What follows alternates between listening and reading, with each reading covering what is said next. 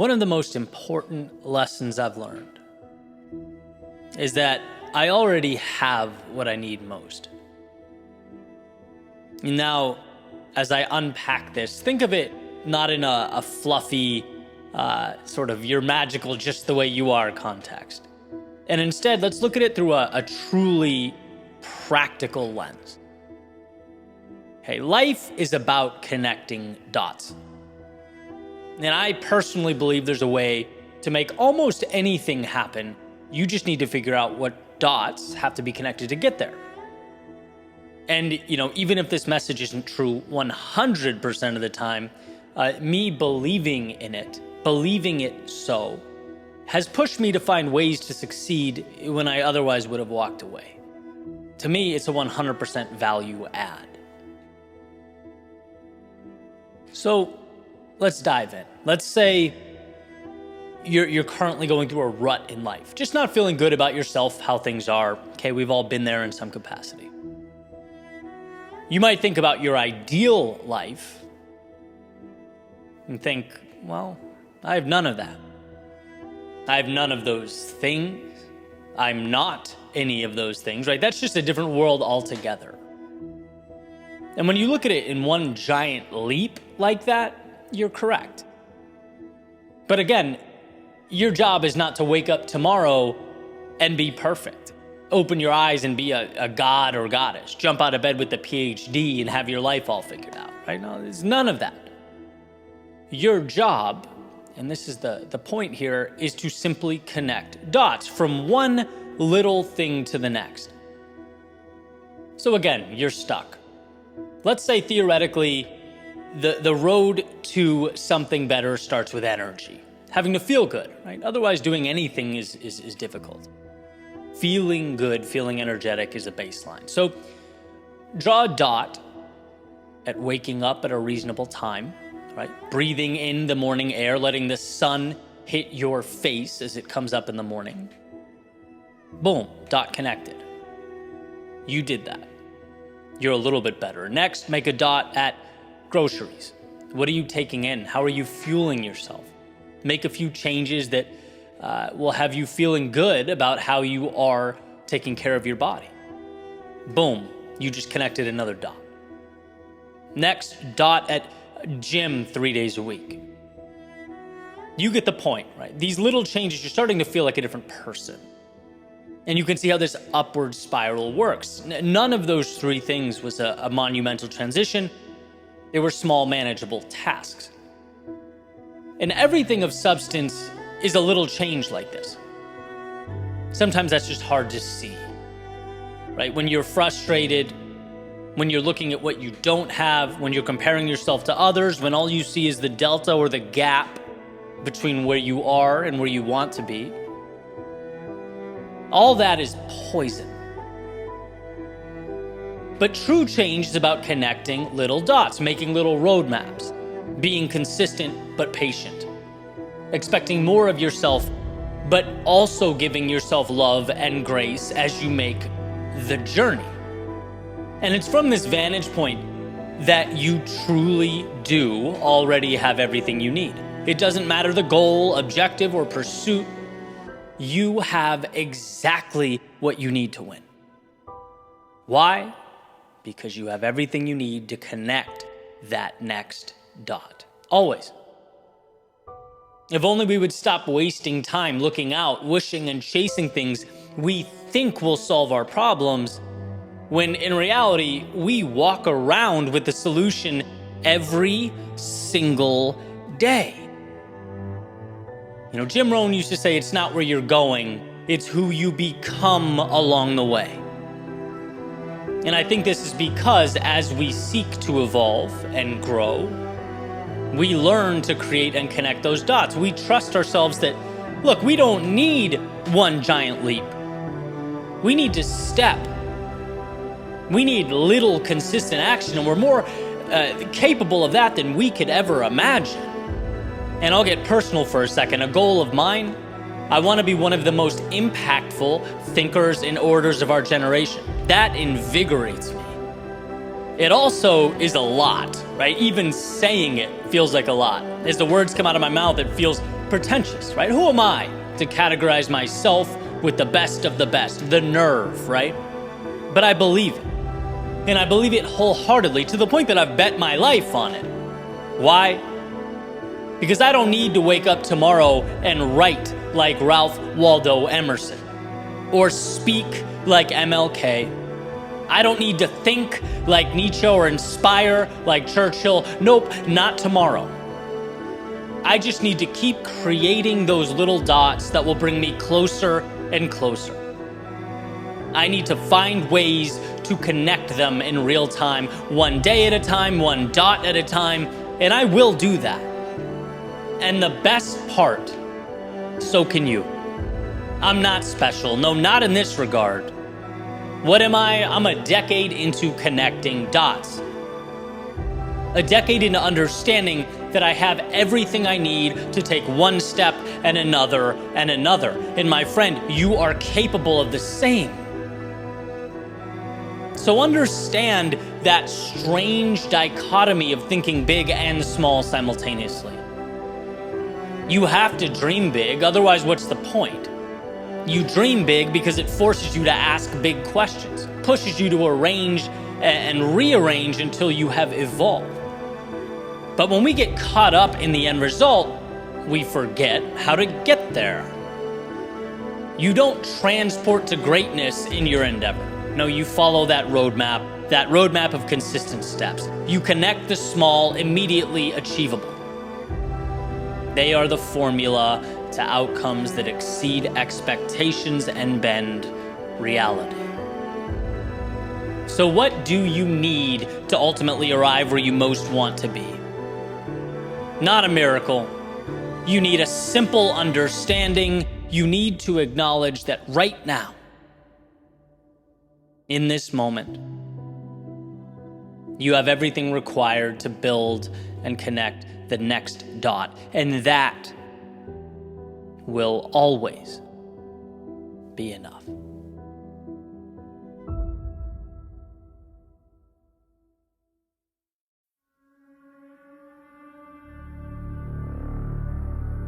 So, life is the sum of the decisions we make. But which decisions? How am I supposed to know? Well, maybe a list will help. Some pros and some cons. List one. Finding the courage to do something new, okay? Cons. Well, it could be a waste of time. Could embarrass myself. Could lose money. Could get criticized. Pros could be life-changing. Finding the courage to go somewhere new, okay? Cons, might not like where I go. Might not know how to get there. Might regret going. Pros, could end up being the best decision I've ever made.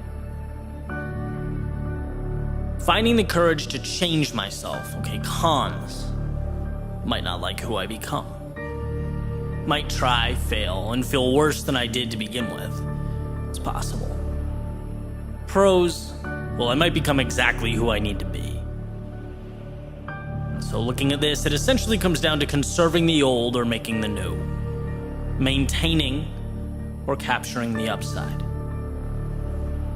But it doesn't quite delineate my problem. Okay, so different angle, list two. Finding the courage to do something new. If I fail, is it reversible? Yes. I can fail. And if I do, I'll simply go back to doing that which I had been doing. All right, finding the courage to go somewhere new. If I don't like the destination, is it reversible? Yes. I can change my flights, grab a train, turn the car around. I decide where I go.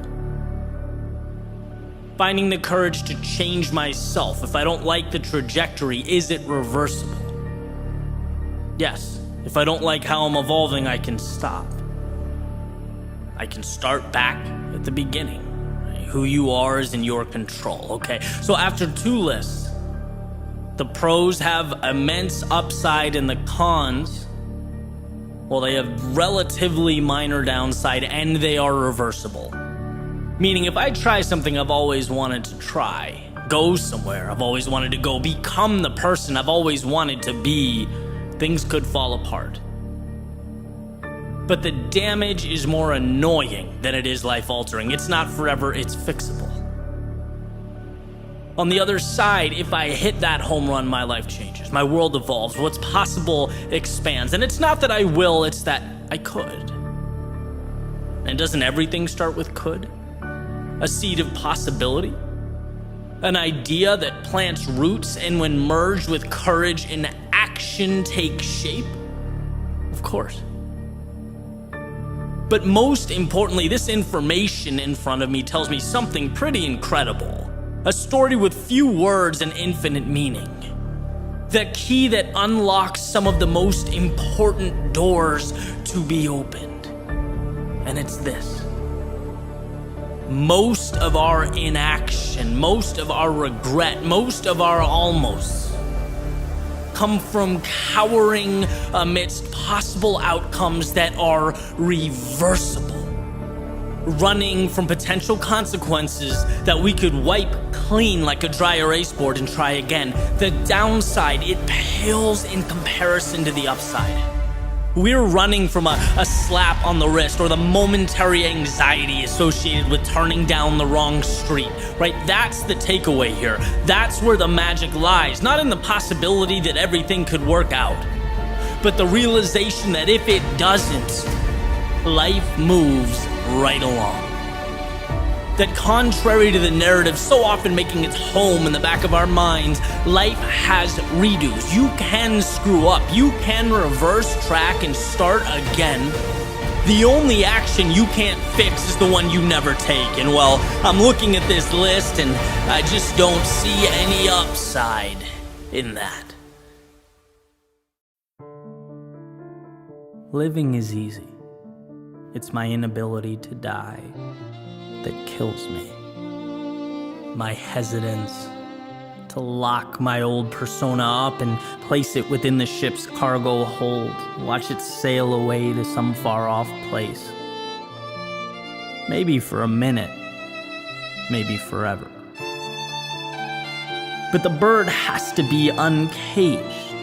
It must unlearn its constraints. It must metaphorically die to transcend that which it knew itself to be. I think we all have wings. I think very few of us put them to use. And isn't that the challenge? Perhaps we're too busy living.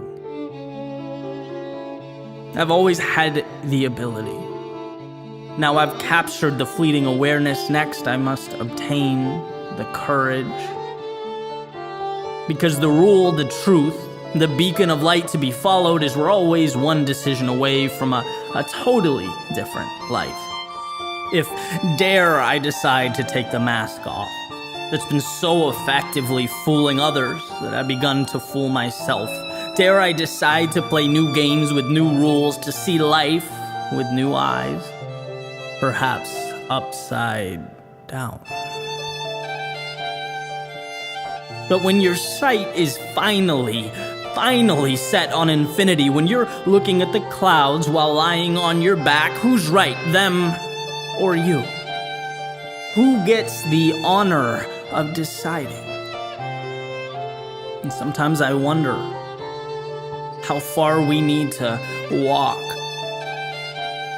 to understand that the danger isn't stepping into a new pair of shoes. It's thinking you need to walk the same path, down the same street, in the same pair of shoes you've had on your entire life. Strange, right? Peculiar, according to previous cognitive mappings, but maybe they're crazy is your oxygen. Maybe crazy is pure. It's desirable. It's been the goal all along. And, well, where I thought I dedicated my life to its pursuit, I see how wrong I was. To think something new could emerge. No, not without the death of the old. Not without that caricature of myself slipping away. Not without that ship taking everything, every last thing. I want roots ripped from the ground. I want new heroes and new villains, new street signs telling of new roads. New tears from eyes stimulated by that which I've never seen, the increased rhythm of a new heartbeat, in anticipation of all that lies ahead. New beginnings, maybe for a minute, or maybe forever. I'll let you know once I learn to die.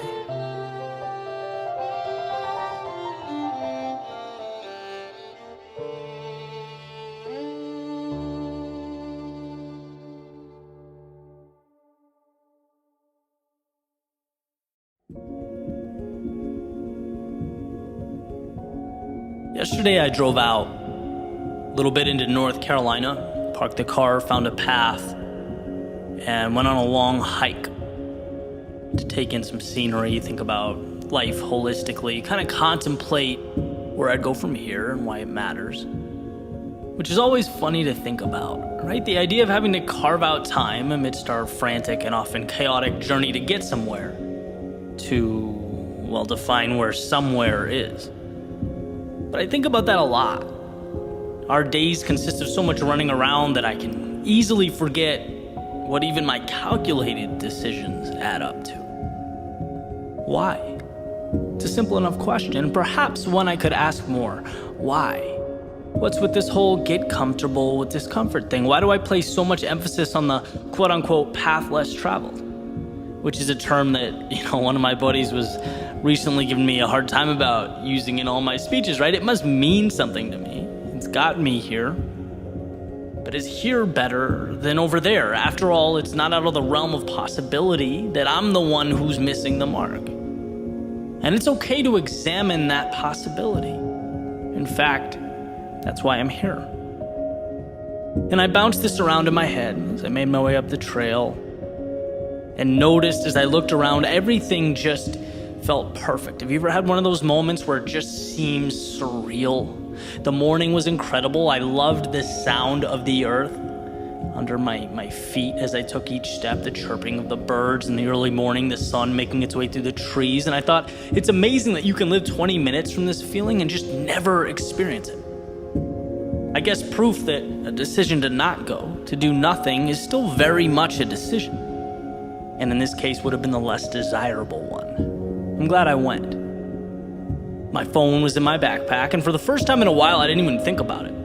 My mind was stimulated. My senses were taking in something new, something different, something not my studio or laptop or social media analytics pages. In fact, all that stuff felt kind of trivial now that I was removed from it. And I wondered, why don't I do this more? A thought popped into my head earlier that morning. I thought, hey, that's a cool idea. I just had to get through that initial pushback, the hesitancy of, well, what's the point? What's the desired outcome of a hike? Right? After all, this little jaunt's just going to distract you from your work and your progress.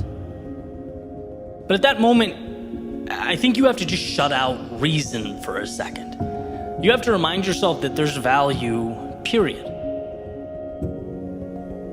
Otherwise, we open the door for rationalizing. We talk ourselves out of some of life's beautiful secrets. Sometimes you have to just go. And as I made my way down this trail further and further, I started to feel better. I felt reassured.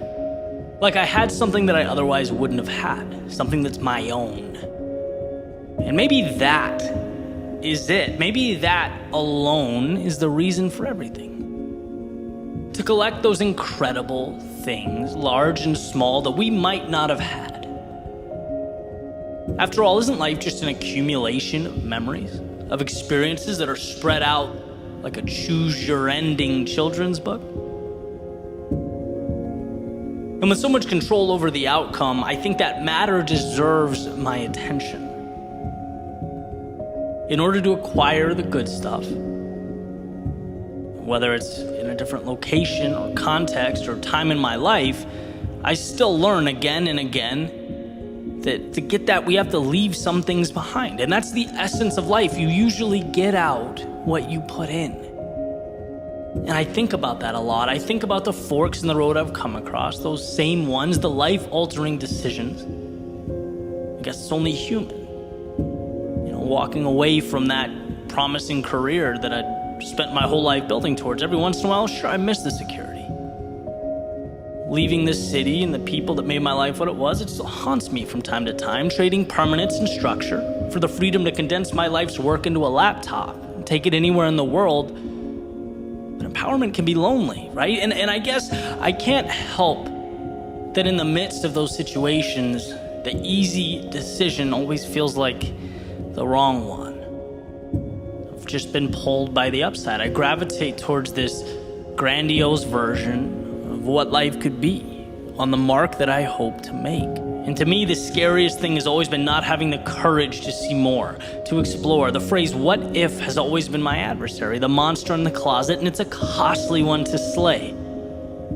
Right? But life is both suffering and infinite beauty. And it's like you have to choose where you're going to endure pain and why that matters so that you can climb the mountain that means everything to you, that makes life worth it. In other words, meaningful discomfort now or painful regret later. And I strongly believe that life is about pursuing something meaningful.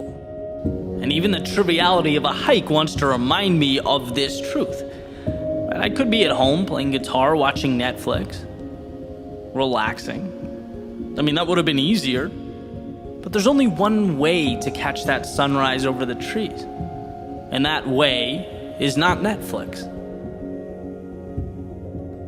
All those beautiful views, they require an output of energy to reach them. They come with fear of something going wrong and in doubt that perhaps the turn you made wasn't the best one, and that's okay. But I believe that happiness, to be truly fulfilled, requires trade-offs. And with each step, it becomes easier and easier to understand. For the gym rat, it's the discipline and the belief, knowing that muscles break down so that they can be built up. For the relationship to flourish, it's overcoming disagreements, accommodating the needs of that person that you love, so that they can be the last thing you see before you fall asleep. For the free spirit, it's walking away from what you know in pursuit of something that excites and invigorates, even if you're not entirely sure what it means. It's about enduring one so that you can collect the other. Now, what you choose to endure and what you choose to collect is up to you, but that's what makes life such a beautiful ride. A roller coaster taking you through lows to reach highs into darkness to see how life-changing the light is when it pushes its way through. Little decisions that become the collage that explodes off the paper when you step back and look. That's what you get back when you make a point to see more. That's why my love affair with the trivial and the mundane lights my path. It's not just a little thing. It's a microcosm of my everything. It's my saying yes to the opportunity that we work so hard to ignore in an effort to avoid inconvenience. But a life worth living is not always convenient. You could even argue at times it should be inconvenient, because the higher the climb, the more we give of ourselves, the more precious the world looks from the top down. In the challenging times, the things we sacrifice and leave behind, they're not so much a part of the picture as the paint on your palette. That in breaking down, you can now recreate using your own ideals, metrics, and guidelines, a world that you now have the ability to transform. That's why life to me is nothing more than color, decisions nothing more than paint, steps nothing more than brush strokes, and life, well, life is nothing and everything. Which, as the morning breeze reminds me, is a decision that is entirely my own.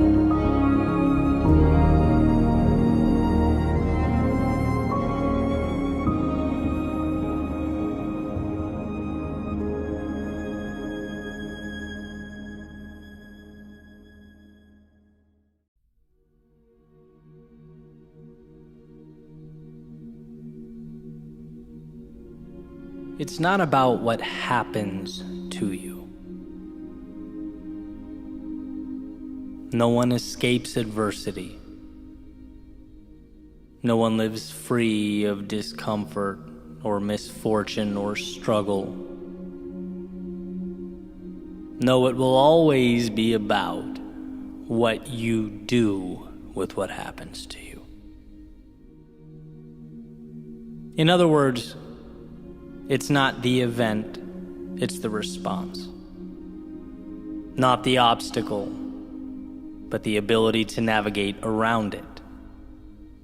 Not the wave, but the ability to ride its momentum to something greater. It is not what happens to you, it is what you do about what happens to you. The famous Roman emperor and Stoic philosopher Marcus Aurelius said, "You have power over your mind, not outside events. Realize this, and you will find strength." And I think this realization comes down to the fact that there is always a way. Buried underneath it all, something powerful to leverage. But getting to the value calls for a rewiring. A change in the questions that we ask. Not, how could this happen to me? But, how can I be better tomorrow than I am now because of what happened to me? Not, can I still be that person or accomplish what I set out to?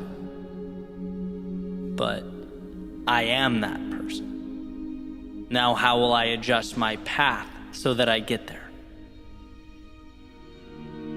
We're operating within a world of value, limitless opportunity.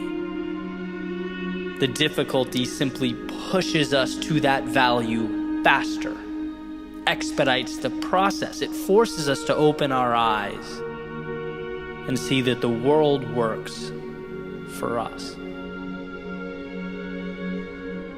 So you take, for example, the fear of starting something new. That fear, it doesn't have to be an endpoint or a red light indicator. Fear doesn't mean you're not qualified or prepared or equipped. It simply lets you know that you have finally acquired the courage to step out of the safety of the only world you knew and into the turbulence of growth, onto the path of something better. And where it's easy to move away from that feeling, to turn your back on the chaos and retreat to something simpler, maybe something more predictable or contained. What if you viewed the fear as the price that we all have to pay to pull the curtain back on the best things life has to offer? Changing the question from, will I be afraid, to instead, this is important, this is meaningful, therefore it's inevitable that I will experience fear, but what will I do about it? How will I conduct myself amidst the fear? Will I continue forward? Those are the questions that contain the value. Right? I can't keep the water from rising or the walls from caving in. No, that's an inevitability where I'm going. The worthwhile road always has its adversity. But will I use that water to learn to swim? The walls to climb, to adapt and scale? What will I make of this? That's the question that becomes the difference. And sure, you could stay away. You could choose not to take the path that presents the danger and the turbulence. You could attempt to contain the world around you by simply refusing to experience it. But then, of course, you become presented with the question, Why intentionally refuse to cash in a winning lottery ticket? Why diminish your gift in such a way? If it's not what you look at, it's what you see. Why see the world as an adversary? Why see yourself as less than you are? The saying goes, when you fight for your limitations, you get to keep them. You'll never exceed the person you've decided yourself to be. And yes, the world can feel intimidating. It's unknown. You in many ways can't control the characteristics that make life what it is, but you can always control you. Just like you can't control the wind, but you can adjust your sails. You can't control the tides, but you can predict and plan and execute accordingly. You control you, and that is where the power is. And of course, there's going to be times where that's hard to see, when it's not your first instinct to find the value. Take, for an example, a change, a loss, the end of a relationship, the point where people tend to feel their lowest. It hurts to have something and lose it. To have what you were once so sure about challenged, what you once believed in called into question. But this doesn't have to be a referendum on you as a human being, right? Sure, you made your mistakes, but you have the opportunity to dwell on them or to acknowledge them and ask the question, I know what I know now. How can I be better than I've ever been in my life? How can I position myself to get more of the good and less of the bad? Same idea, different context. When those walls feel like they're crumbling down, you have to know there is more on the other side, just beyond what the eye can see. And this isn't just an idea I play around with in my head. I make a concentrated effort to think this every time something goes wrong. When my first reaction is emotional, my first emotion is anger or frustration. It's like, take a breath, compose yourself, and start looking for the value. Because here's the truth, the world is not going to end today. There's going to be a time down the road when I look over my shoulder and right now is a distant memory. What will I have done with it? And it's the times that might have broken you that contain the greatest transformation.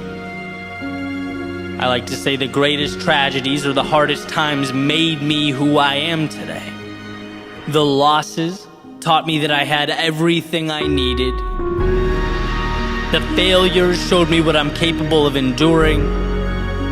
The times I was let down taught me to depersonalize the shortcomings of others, but to simultaneously hedge against them. The times I was lost showed me we only discover or meet our potential when we leave the little day-to-day realities that we create. Why? Because we are in control. Not of the external, but the internal, and that ends up being a bridge to a reality that means something.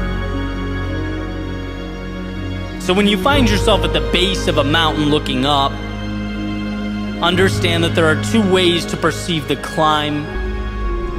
You can see it as the gravity pushing down on you, as Earth standing in your way, or as an opportunity to ascend to a version of yourself that previously not only didn't exist, but wasn't available. This is your opportunity. The same opportunity that the vast majority of the world would disregard or misinterpret, that most would feel fear of and be dissuaded by. Most would live in the stories about who they aren't and what they aren't capable of, but not you. You didn't place that mountain before you, but you sure can extract the value from it. All you have to do is decide that you're capable, and that the meaning and the value and the freedom of tomorrow means more than the discomfort of today. If you allow that for yourself, you will become truly unstoppable. Not because the path simplified or got easier, but because the traveler trusted himself to walk down it.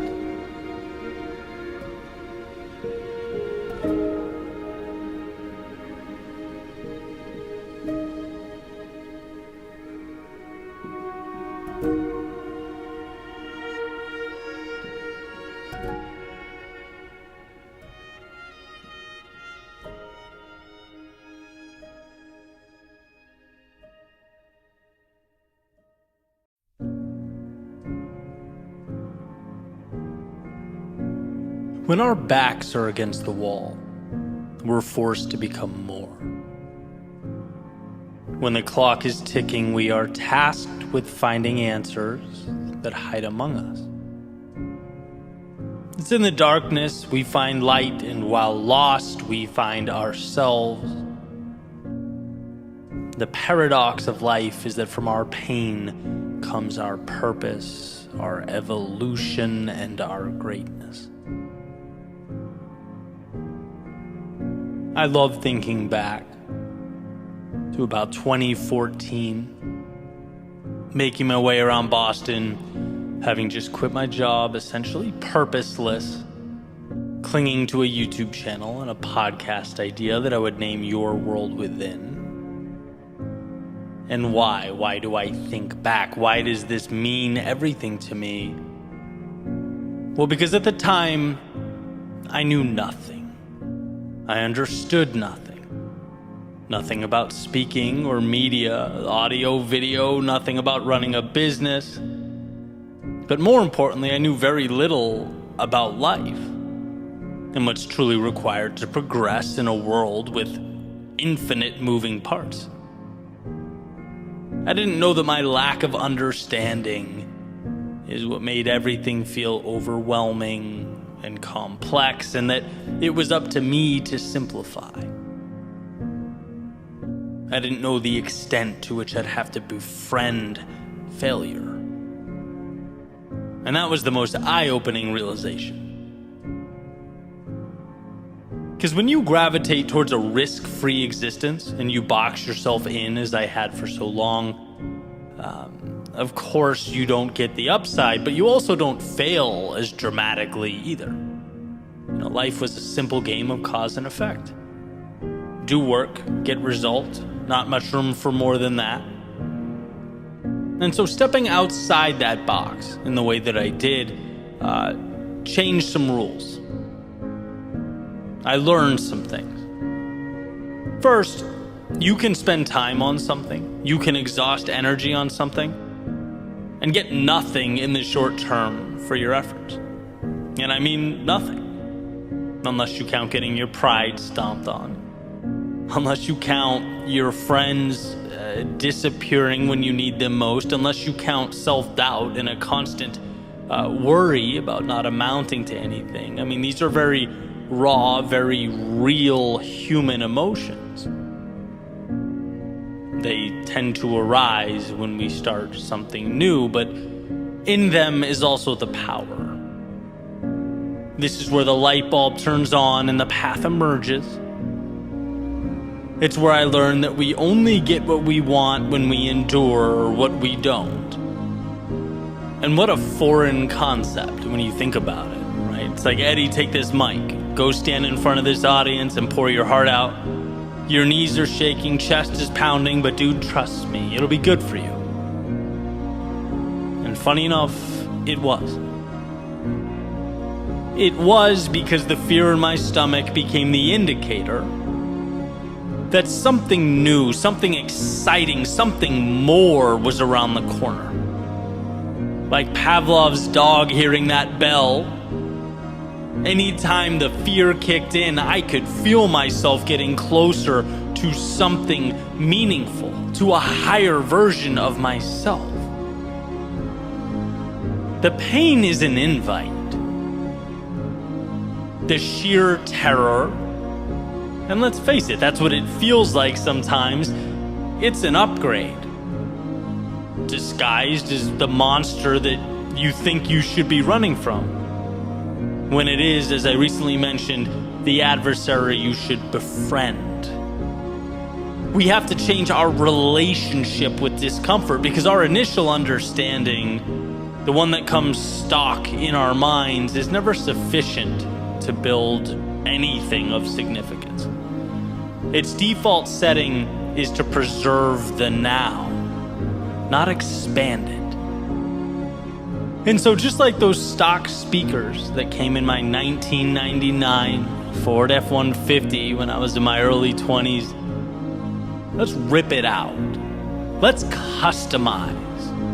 Let's upgrade the quality of the sound we hear and the things we say to ourselves. What an advantage it is to know that the hard things are what make us level up. To find that awareness. What a blessing that when life's difficulty startles and scatters the masses, you could be the one that remains, standing tall, seeking out the advantage amidst the commotion. Every little act of courage becomes more and more meaningful, powerful. But we must lose ourselves to find ourselves. We must embrace our fears if we are to become courageous. We must fail in order to succeed. And sure, sometimes the price seems steep. But I promise, not going costs more. Wishing costs more. If onlys cost more. So maybe for you it isn't a YouTube channel or a speaking career. Maybe it's something totally different. But it is something. And should you bring yourself to pursue that which your heart pulls you to pursue, you'll have those moments of defeat, where you're mad at yourself for leaving the comfort and safety of your previous world. You'll have times where you have no idea what to do, where you feel alone or stuck or unsure. The difference will be whether you see this as the invite you've been waiting for or the reason to turn around and settle for less. That's the question. How do you internalize all that emotion that will feel like it is consuming you? I couldn't believe how strong that temptation was to go back, nagging at me every day. Just come off the edge. Just be comfortable again. But as my old coach would say in college, when we're doing wall sits or something physically taxing, 15 seconds. You can do anything for 15 seconds. And isn't life just a culmination of 15-second windows? It's compartmentalizing the process. It's turning the difficult into the advantageous. You have the ability to not think like everyone else. You have it within you to rewire your previous conceptions of the world, to see darkness not as your reason to hide from conjured up monsters, but as your invitation to become the light. Remember that the best way to be more is to have the courage to put your back against the wall. And you won't want to in the moment. There will never be a perfect time. But committing to that vulnerability will release from within you the power, the strength, the greatness that has been for so long tucked away. By moving into the chaos, you are simultaneously creating the calm you always dreamed of. You're realizing the possibility that just needed the door left ajar to make its way into your world.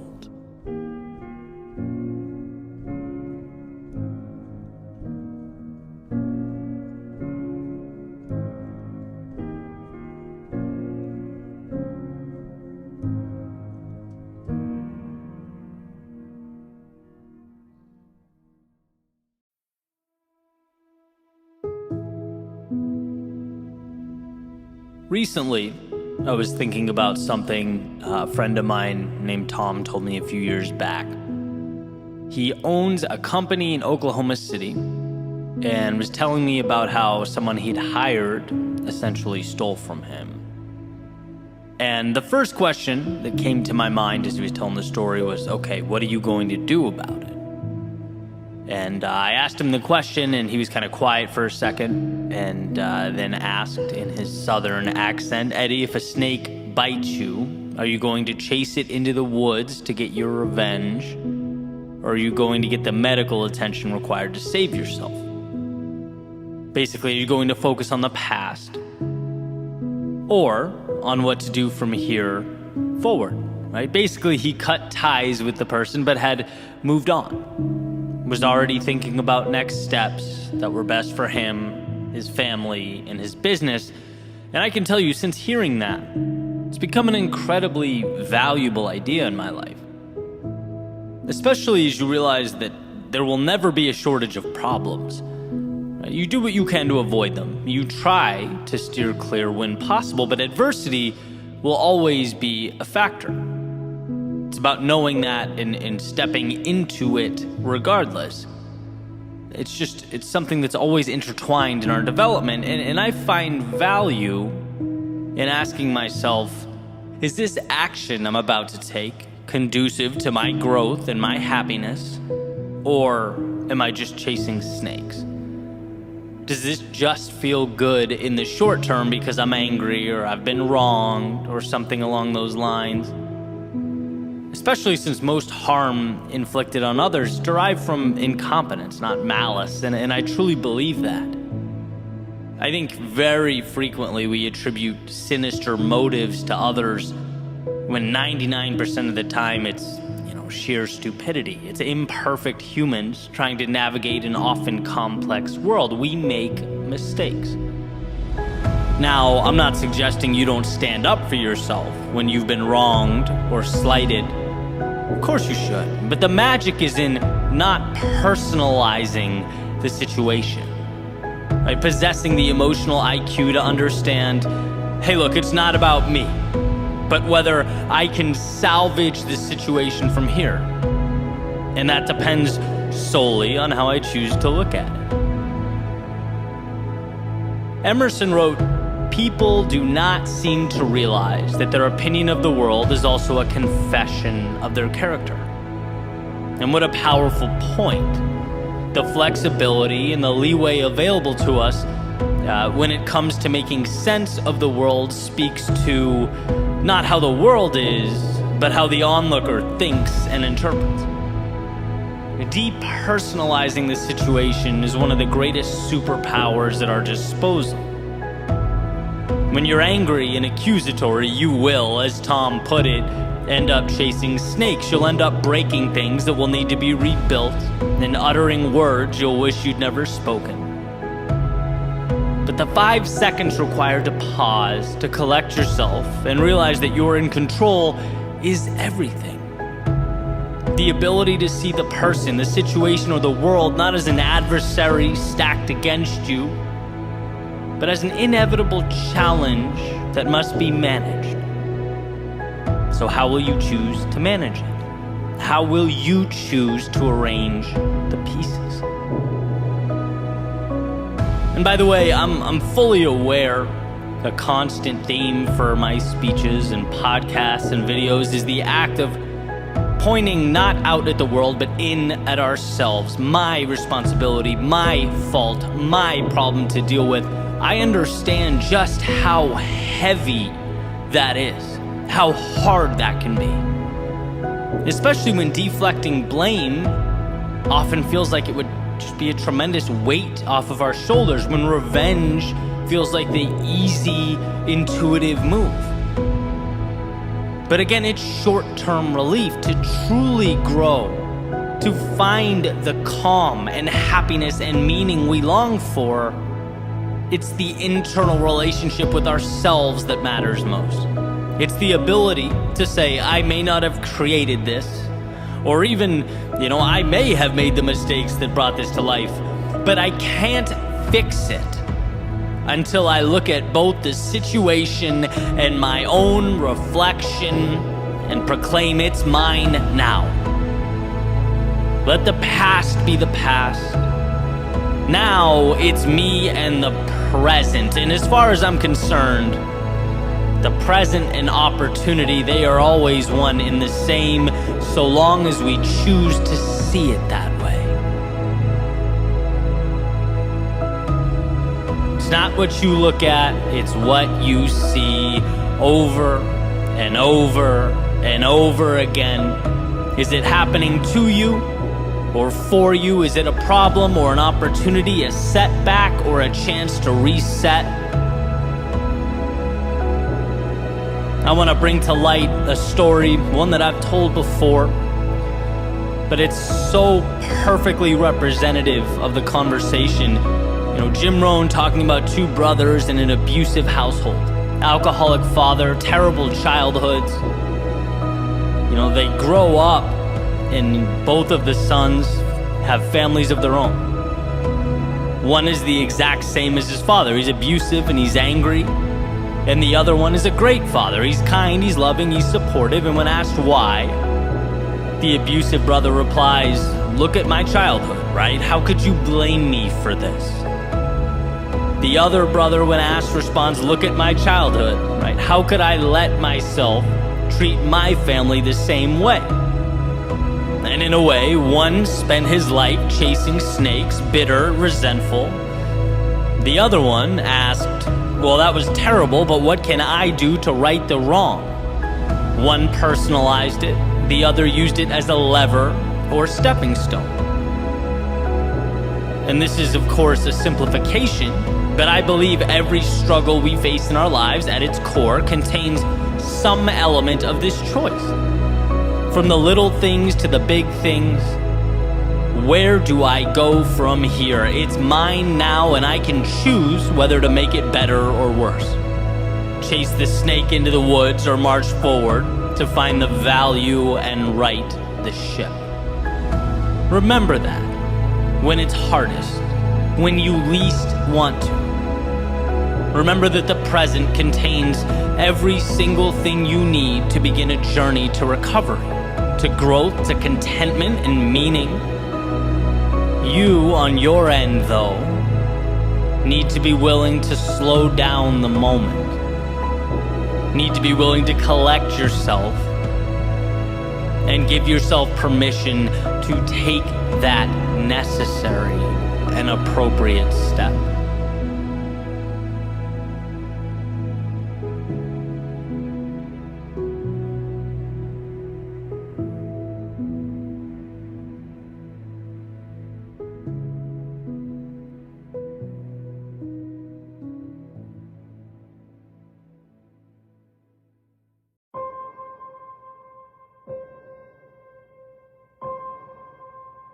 There's a quote attributed to Lincoln. He says, "Be sure to put your feet in the right place, then stand firm." The other day I was listening to Dan Carlin's podcast called Hardcore History, which, side note, is an incredible podcast. The guy's a brilliant storyteller. And as I was listening, there's a specific idea that I wanted to dive into, an idea that I believe if we make an effort to understand and fully commit to, is capable of changing our lives. But first, some quick context, right? So Dan starts off this episode called King of Kings, talking about the Battle of Thermopylae in the year 480 BC in ancient Greece. It's that famous story that a lot of us know where King Leonidas leads that small army which includes 300 Spartans against this massive Persian military force that's invading. And the quick version is essentially Xerxes, who's the king of the Persian Empire and in charge of that massive army, tells the much smaller Spartan force that if they lay down their weapons, if they submit to him and let the Persians pass, no harm will be inflicted upon them. They'll be free to go about their lives. And here's the famous line. In response to the Persian command to lay down their weapons, the Spartans respond, Malan Labe, which means, come and take them. It's the Spartans' way of saying, look, the only way we're laying these weapons down is if you rip them from our cold, dead hands. Right? With everything on the line, the odds stacked against them, the ground beneath them basically shaking from the march of a far superior fighting force moving directly towards their location, they would not let go of their principles. They were fighting for something bigger than them.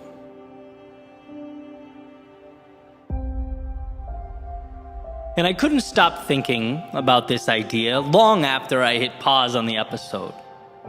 I guess I was awestruck by the power of living life with that type of conviction. Because I know in my soul that's the North Star I should be gravitating towards. We all should. The strength to be unrelenting with regard to that which we care about. The aforementioned quote from Lincoln about finding the right place for our feet and then holding steady. With everything you have, all that you are, holding firm. I just couldn't get that out of my head. And then it came to me that invading force represents so much in our personal lives. So many things. One example being the difficult or adverse circumstances, our trying times. When you're most likely to concede that perhaps you're no bigger than that world around you. Maybe life is a movie and I'm merely the audience. My job is to clap, laugh, gasp, or cry.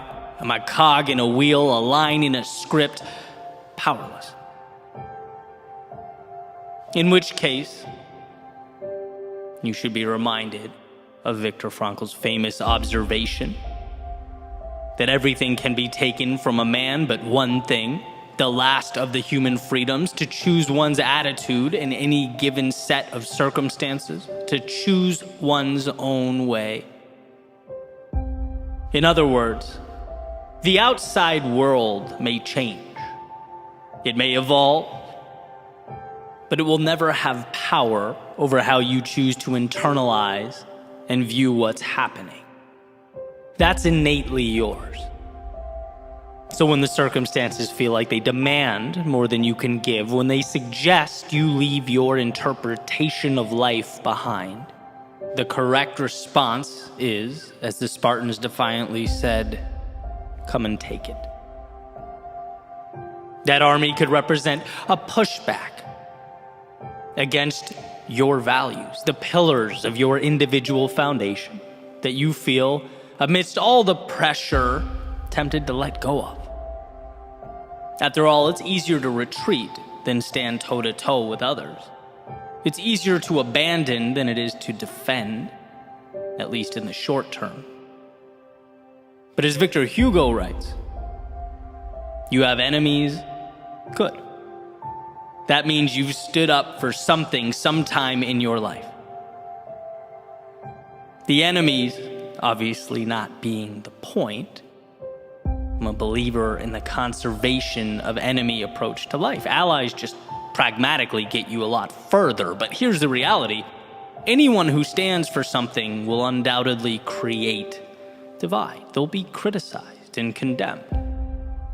And when one feels the pressure of that criticism, they must understand that it does not invalidate who they are or their worldview. That is yours. You are the only one who can give up or relinquish that control. So as the Spartans said, come and take it. And then lastly, my thoughts went to the little things that make us who we are. Those tiny pieces of ourselves that we, little by little, one by one, over time give away. The concessions that fade into the background as we evolve to fit in so that we don't stand out. As Emerson beautifully put it, To be yourself in a world that is constantly trying to make you something else is the greatest accomplishment. And so that attacking army just might be the universe attempting to mold you to it. Perhaps not all at once, but more like that frog placed in water and put on the stove, with the heat increasing so slowly over time that he doesn't realize the heat will soon overtake him. Externalities do not dictate. They are objects in need of meaning, and you are the architect here. If it means something to you, it's worth holding on to during the difficult times and the easy times. When it's popular and when it's not, there is value within you specific to you, a value that must be nurtured in order to expand. Others can't and won't see that. The world around you may, even with all its complexities, seek to suppress it. But that flame is there. It's there and it's yours. And to anyone or anything looking to extinguish its light, come and take it. After all, what is a life if not one lived on your own terms? The goal is not to simply exist, but to define the plane on which you'll evolve, to devise your own parameters. Be yourself as that world looks to make you something else. So here's to digging deep, to finding within yourself the courage to stand up to the great armies of chaos, conflict, adversity, and their perpetual conquest. To remember how strong you are, how much control you have as you navigate the unknowns and redefine the right nows. Don't let your strength be the thing you give away. Don't let your heart be what gets left behind. Don't let your thoughts become illusions of what could have been if only you'd held on. And look, I'm not saying it's easy. In fact, I know that the meaningful road will necessarily be the one that requires the most of us, that makes us question who we are and where we're going. It will ask that when our minds race with doubt and our knees shake with fear, we find a way to stand regardless, to walk to our demons, look them square in the eye and proclaim that whatever it takes, we are willing to give. That we will fight until there's nothing left, go until we can go no further, and hold with conviction all that matters most. So the next time life demands that you fall back or bow down, the next time chaos emerges in the distance and asks only that you lay down your arms, here's to being strong enough, certain enough, courageous enough to say one thing and one thing only: come and take them.